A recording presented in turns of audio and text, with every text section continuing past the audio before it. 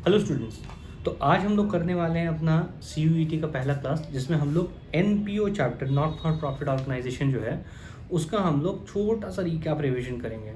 मैं भले ही छोटा बोल रहा हूँ, लेकिन इसमें काफ़ी कुछ हम लोग सारा का सारा कॉन्सेप्ट्स जो भी आपको ये MCQs क्वेश्चन सॉल्व करने में मदद करेगा, वो सारे के सारे अभी कॉन्सेप्ट्स का हम रिविजन करेंगे। ठीक है, तो पहला चीज़ मैं आपसे बात करना चाहता हूँ कि यहाँ पर चैप्टर का नाम पहले देखो आप, NPO not for profit organisation.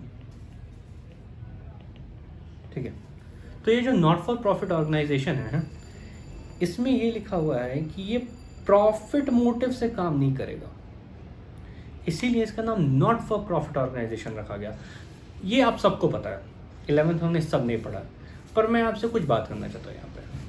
मुझे एक बात बताओ, मान के चलो एक ऑर्गेनाइजेशन है जो कि NPO है, ठीक है, वो काम कर रहा है और पूरे साल में ना उसने अपने मेंबर्स से, उसके पास 100 मेंबर्स हैं, ठीक है, 100 मेंबर्स हर एक ने 500 रुपये फीस दी और टोटल मिलाकर के ये अमाउंट हो गया 50,000 रुपये। ठीक, सारे खर्चे किए, चला साल भर, और साल भर में उसने टोटल खर्चे किए 30,000 रुपये। आप सबको पता है कि ये वाला जो पार्ट है, this is income and this is expense. और यहाँ पे जब हम इसको कैलकुलेट करेंगे तो सिंपल सा 20,000 रुपये हमारे पास प्रॉफिट आ जाएगा, जिसको NPO की भाषा में सरप्लस कहते हैं। अब हम चाहे इसे सरप्लस बोले या प्रॉफिट बोले, लेकिन यहाँ पे मुझे बताओ प्रॉफिट तो हो ही रहा है। हाँ यार, प्रॉफिट तो हो रहा है, तो क्या NPO में प्रॉफिट कभी होगा ही नहीं? ये कॉन्सेप्ट है। नो, मोटिव प्रॉफिट का नहीं है, लेकिन ऐसा नहीं है कि इन ऑर्गेनाइजेशंस में कभी प्रॉफिट होगा ही नहीं। प्रॉफिट होगा, पर ये जो प्रॉफिट होगा ना, वो इन 500 मेंबर्स में डिस्ट्रीब्यूट नहीं होगा। ये नहीं बोल सकता ये लोग कि 20,000 रुपये का प्रॉफिट हुआ, इस 20,000 रुपये के प्रॉफिट को 500 लोगों में डिवाइड कर दो और 40-40 रुपये सबको, I hope my math is correct, 40-40 रुपये सबको बांट दो। ये नहीं बोल सकते ये लोग। ये नहीं बोल सकते कि हमने 500 रुपये फीस दी, चलो 40,000 रुपये तो खर्च नहीं हुआ, ये वापस कर दो। ये नहीं हो सकता। इसमें प्रॉफिट होगा, लेकिन वो प्रॉफिट डिस्ट्रीब्यूट नहीं होगा। जैसे मान लो पार्टनरशिप फर्म था, 3 पार्टनर्स होते थे, जो भी पार्टनर्स की प्रॉफिट होती थी वो लास्ट में जाकर के पार्टनर्स को डिस्ट्रीब्यूट होती थी। कंपनी है, कंपनी में जो भी प्रॉफिट होता है उसका एक हिस्सा कंपनी रखती है और एक हिस्सा अपने मेंबर्स को दे देती है in the form of dividend. लेकिन नॉट फॉर प्रॉफिट ऑर्गेनाइजेशन में ये सबसे पहला नियम यही है कि जो भी फायदा होगा वो बटेगा नहीं, वरना मोटिव डिस्ट्रॉय हो गया। ये जो बाकी 20,000 का फिर होगा क्या? ये जो बाकी 20,000 है ना, ये फिर से ऑर्गेनाइजेशन में चले जाएंगे, ये उसके कैपिटल में ऐड कर देंगे और ऑर्गेनाइजेशन बड़ा होते जाएगा, और जो भी सोशल वेलफेयर ये ऑर्गेनाइजेशन करता है वो करता जाएगा। ये था NPO का पूरा कॉन्सेप्ट। बहुत लोगों को ये लगता है यार कि NPO में प्रॉफिट होगा ही नहीं, नॉट फॉर प्रॉफिट है तो प्रॉफिट कमाएगा ही नहीं। प्रॉफिट कमाएगा पर डिस्ट्रीब्यूट नहीं होगा। ठीक है, ये समझ में आ गया? तो जहाँ जहाँ मुझे लगता है कि ना थोड़े थोड़े आपके गैप्स है नॉलेज में, उन सारे गैप्स को मैं फिल करता चलूँगा। ठीक है, और हमारा ये पूरा जो भी मैं अभी आपको पढ़ा रहा हूँ, इसका पूरा का पूरा बेस है NCERT। NCERT के बेसिस पे मैं आपको सारा का सारा ये बताते चला जाऊँगा। ठीक है, नेक्स्ट आगे बढ़ते हैं।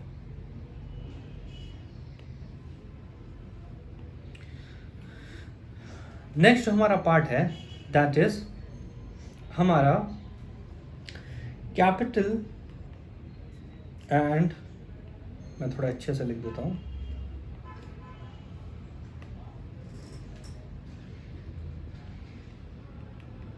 Capital and revenue expenditure. ठीक है, 2 तरह के बेसिकली एक्सपेंडिचर्स होते हैं,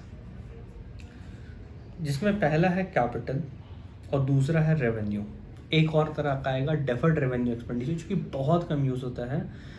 मैं फिर भी आपको थोड़ा वो बता दूंगा कि अगर क्वेश्चन आए तो आप लोग कर लें, ठीक है। तो कैपिटल रेवेन्यू और रेवेन्यू एक्सपेंडिचर में डिफरेंस क्या है, सुनना ध्यान से। पॉइंट नंबर 1, जब भी कैपिटल एक्सपेंडिचर होगा, कैपिटल एक्सपेंडिचर जब भी होगा, तो इसका पहला मोटिव ये होगा कि किसी कैपिटल एसेट को अक्वायर करना, और ये एसेट ये जो एक्सपेंडिचर होगा जिसके थ्रू ये एसेट को अक्वायर किया गया है, इसका बेनिफिट हमें मिलेगा लॉन्ग टर्म में। मैं जब भी ये वर्ड यूज करूं लॉन्ग टर्म, इसका मतलब यही होगा कि मोर देन 1 ईयर, मतलब एक फाइनेंशियल ईयर से ज़्यादा में मुझे इसका बेनिफिट मिलेगा। कोई भी कैपिटल सेट खरीदते हैं, आप बिल्डिंग खरीदते हैं मान लो, तो क्या एक ही साल में उस बिल्डिंग को एग्जॉस्ट कर देते हैं, या सालों साल तक उस बिल्डिंग से बेनिफिट उठाते हैं? डेफिनेटली सालों साल तक हम उस बिल्डिंग से बेनिफिट उठाते हैं। तो इसी तरह किसी भी कैपिटल एक्सपेंडिचर का बेनिफिट मोर देन 1 ईयर में मिलेगा, और ये ज़्यादातर कैपिटल एसेट्स एक्वायर करने के यूज़ में आएगा। अगर उसी तरह मान लो कैपिटल एसेट ना अक्वायर करके हम स्टॉक इन ट्रेड अक्वायर कर रहे हैं, अगर हम स्टॉक इन ट्रेड अक्वायर कर रहे हैं तो ये किस तरह का एक्सपेंडिचर हो जाएगा? ये हो जाएगा रेवेन्यू। आई होप मेरी बातें आपको समझ में आ रही होंगी, क्योंकि बेस आपका थोड़ा मोड़ा बना हुआ है, जहाँ भी जो गैप्स है मैं उसको फिल करता चलूँगा। तो ये था कैपिटल एक्सपेंडिचर और रेवेन्यू एक्सपेंडिचर। आपसे अगर आप क्वेश्चंस पूछें कि मान लो MCQ है, कुछ एक्सपेंडिचर्स आपको लिस्ट कर देगा और बोलेगा कि इनमें से कैपिटल एक्सपेंडिचर कौन सा है, इनमें से रेवेन्यू एक्सपेंडिचर कौन सा है। तो आपको बस ये कॉन्सेप्ट का इस्तेमाल करना है कि अगर वो एक्सपेंडिचर कैपिटल एसेट एक्वायर करने के लिए यूज़ हुआ है, या बेनिफिट उसका लॉन्ग टर्म में होने वाला है मोर देन 1 ईयर, तो वो कैपिटल एक्सपेंडिचर होगा। वरना अगर इस तरह का एक्सपेंडिचर आपको नहीं दिखेगा, अगर आपको दिख रहा है कि उसका benefit with in 1 year, with in the financial year exhaust हो जाएगा, मतलब पूरा उससे जो भी फायदा हो रहा है वो उसी से। जैसे मान लो कि हमने स्टॉक इन ट्रेड स्टॉक खरीदा। अब स्टॉक खरीदा तो बेचने के लिए खरीदा, बेच करके उसी साल पैसा हम कमा लिया, तो वो एग्जॉस्ट हो गया उसका बेनिफिट उसी साल में, तो वो बन गया रेवेन्यू एक्सपेंडिचर। तो इस तरीके से मैं आपको जब क्वेश्चंस कराऊंगा ना, मैं ये फंडे का इस्तेमाल करूंगा और इसके क्वेश्चंस आएंगे, और ये जब क्वेश्चंस आएंगे तो आपको ध्यान रखना है इस चीज़ में, ठीक है। मैं जब क्वेश्चन कराऊंगा तो आपको ये सब कुछ एक्स्ट्रा बताता चलूँगा। चलो नेक्स्ट कॉन्सेप्ट की तरफ चलते हैं। अरे एक तो छूट गया भाई साहब, डेफर्ड रेवेन्यू एक्सपेंडिचर मैंने बोला था बताऊंगा, चलो बता ही देता हूँ। ये देखो, बहुत लोगों को इसमें दिक्कत होती है, बहुत। Deferred revenue expenditure, deferred revenue expenditure का पॉइंट नंबर 1 ये है कि ये बैलेंस शीट के एसेट साइड में लिखा जाएगा। जब ये बैलेंस शीट के एसेट साइड में अगर लिखा जा रहा है तो इसका मतलब ये है कि ये बैलेंस शीट में आएगा, और बैलेंस शीट में आएगा इसका मतलब इसका बेनिफिट उस साल एग्जॉस्ट नहीं हो रहा है। न बेनिफिट एग्जॉस्ट नहीं हो रहा तो फिर भी इसके नाम में रेवेन्यू क्यों है? डेफर्ड कैपिटल एक्सपेंडिचर बोलते हैं। नहीं, हमें ये तो समझ में आ रहा है कि ये रेवेन्यू एक्सपेंडिचर नहीं है। अगर रेवेन्यू एक्सपेंडिचर हो तो सीधे रेवेन्यू एक्सपेंडिचर में डाल देता, लेकिन ये अलग से एक इसका पॉइंट क्यों बनाया गया डेफर्ड रेवेन्यू एक्सपेंडिचर का? इसको एक एग्जांपल से समझते हैं। मान लो एक दवा की कंपनी है, मेडिसिन बनाती है, ठीक है।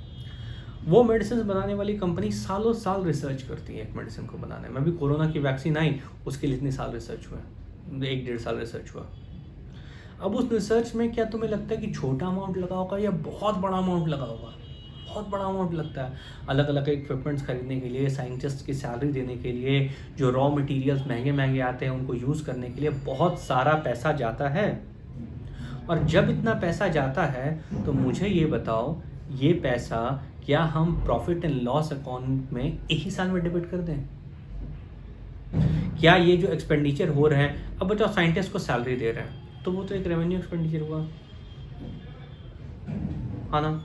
ये रिसर्च एंड डेवलपमेंट में के कैटेगरी में जो भी आ रहा है ये तो एक revenue expenditure, it is not a capital expenditure, research and development expenditure के नाम से।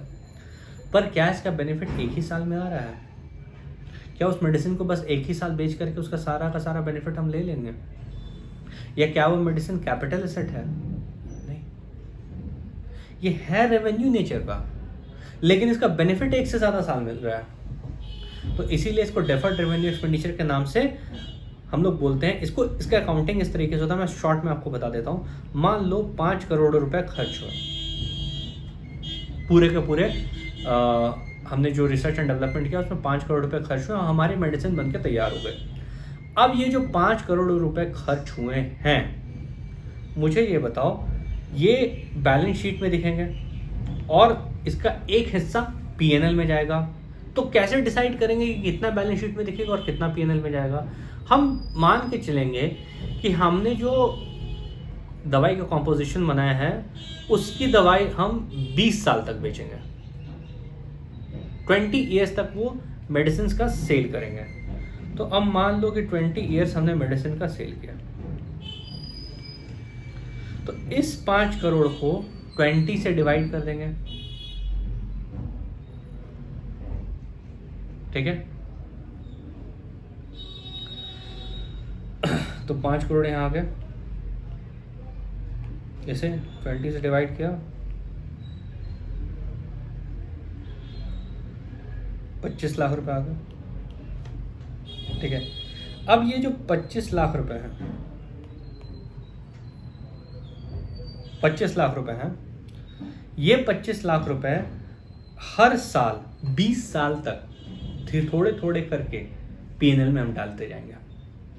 एज गुड एज डेप्रिसिएशन समझ लो कि हमने 5 करोड़ का एक एसेट खरीद लिया, उसकी लाइफ 20 साल है, तो हर साल 25 लाख रुपए हमारे डेप्रिसिएशन में चलते जाएंगे, ठीक है। समझ में आ गया? कैलकुलेशंस भी मैंने यहाँ पे दिखा दिया इस तरीके से। अब हम लोग आगे बढ़ते हैं नेक्स्ट जो हमारा कॉन्सेप्ट आ रहा है वो, तो डेफर्ड सारा एक्सपेंडिचर मैंने बता दिया। एक छोटा सा मैं आपको बता देता फिर से recap. Capital expenditure capital asset acquire करने के लिए होगा और इसका बेनिफिट लॉन्ग टर्म में होगा, यानी कि मोर देन 1 ईयर में। जो रेवेन्यू एसेट होगा वो स्टॉक इन ट्रेड टाइप के सामान खरीदने के लिए होगा, सैलरी पेमेंट के लिए होगा, जनरल एक्सपेंसेस के लिए होगा, और वो सिंगल फाइनेंशियल ईयर में एग्जॉस्ट कर जाएगा। डेफर्ड रेवेन्यू एक्सपेंडिचर होगा जैसे रिसर्च एंड डेवलपमेंट, तो ये एक बार में बड़ा अमाउंट खर्च हो जाएगा और धीरे धीरे करके ये पीएनएल में जाता जाएगा, एसेट बैलेंस शीट के एसेट साइड में दिखेगा, ठीक है। आगे देखते हैं।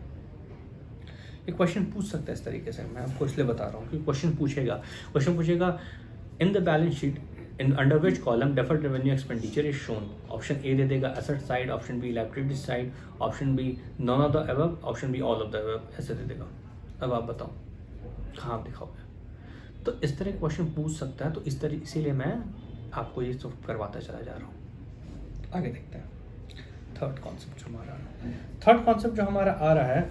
अभी हमने एक्सपेंडिचर किया, अब हम करेंगे receipt, capital receipt and revenue receipt.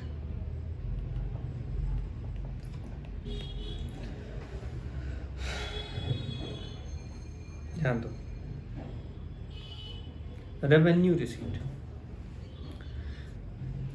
अगर डे टू डे एक्टिविटीज जो ऑर्गेनाइजेशन की है उसमें किसी तरीके की ऑर्गेनाइजेशन को इनकम हो रही है तो वो रेवेन्यू रिसीट होगी।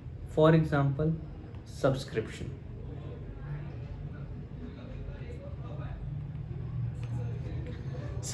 आप जानते हैं किसी भी नॉन प्रॉफिट ऑर्गेनाइजेशन का, किसी भी एनपीओ का सबसे बेसिक सोर्स ऑफ इनकम होता है। तो सब्सक्रिप्शन जनरली ये मंथली होते हैं। अगर मंथली सब्सक्रिप्शन आ रहा है तो हर मंथ आएगा, और ये general day to day organization का काम है, तो उसमें जो रिसीट हुआ वो हो गया रेवेन्यू रिसीट। लेकिन अगर कोई ऐसा रिसीट है जो डे टू डे नहीं है, उसको उस रिसीट को क्या करना पड़ेगा? कैपिटलाइज करना पड़ेगा, और उनको क्या हम बोलेंगे? Capital receipt. एग्जाम्पल अगर मान लो एक इनकम आ रही है लेगेसीज के नाम पे, बड़े लोगों को इसमें दिक्कत होती है लेगेसीज में, तो मैं आपको यहाँ पे लेगेसीज समझा देता हूँ। लेगेसीज क्या होते हैं? एक आदमी था मिस्टर ए। मिस्टर ए एक ऑर्गेनाइजेशन के साथ जुड़ा हुआ था, एक क्लब के साथ जुड़ा हुआ था। मिस्टर ए के पास ना ही बीवी है ना बच्चे हैं। मिस्टर ए बड़ा अमीर है लेकिन अकेले रहता है, बहुत संपत्ति है। अब जब मिस्टर ए मरा तब मिस्टर ए ने कहा कि मेरी ये सारी संपत्ति इस क्लब के नाम पे चली जाएगी, मेरी सारी संपत्ति इस क्लब को उठा करके दे दो। तो ये मिस्टर ए को अचानक से, मिस्टर ए की मान लो संपत्ति है 100 करोड़ रुपए की, अमीर आदमी, और ये सारी की सारी किसको मिल गई? क्लब को। तो क्लब के बाद एक बार में ह्यूज अमाउंट हुआ। अब मुझे बताओ, क्या हर रोज क्लब को लेगेसीज मिलती होंगी? ये once in a blue moon है, एक बार कभी होता है। तो इस तरीके की जो रिसीट्स होंगी उसको हम लोग क्या करते हैं, हम लोग एक अलग फंड बना के उसको कैपिटल रिसीट में डाल देते हैं, या फिर हम लोग, हमें पता है कि एक एनपीओ में एक जनरल फंड होता है जिसे कैपिटल फंड या कॉर्पस फंड के भी नाम से जाना जाता है। हम लोग इस पूरे अमाउंट को उठा करके कहाँ डाल देते हैं? जनरल फंड या कॉर्पस फंड में, और वहीं से हम लोग खर्च करते हैं। हम लोग एक बार में इसको इनकम फॉर द ईयर नहीं मान लेते हैं, इसको कैपिटलाइज कर देते हैं। ठीक, चलो अभी मैंने इस वीडियो में आपको इतना कुछ बता दिया। अब आप थोड़ा सा इसको रिवीजन कर लेना, ठीक है? मिलते हैं नेक्स्ट वीडियो में, तब तक के लिए थैंक यू, बाय बाय। और नेक्स्ट वीडियो में मैं बहुत सारे इंपॉर्टेंट कॉन्सेप्ट बताने वाला हूँ, तो अगर आपके पास अभी चांद बाकी है तो कंटिन्यूएशन में वीडियो देखते रहो। Okay, bye, take care.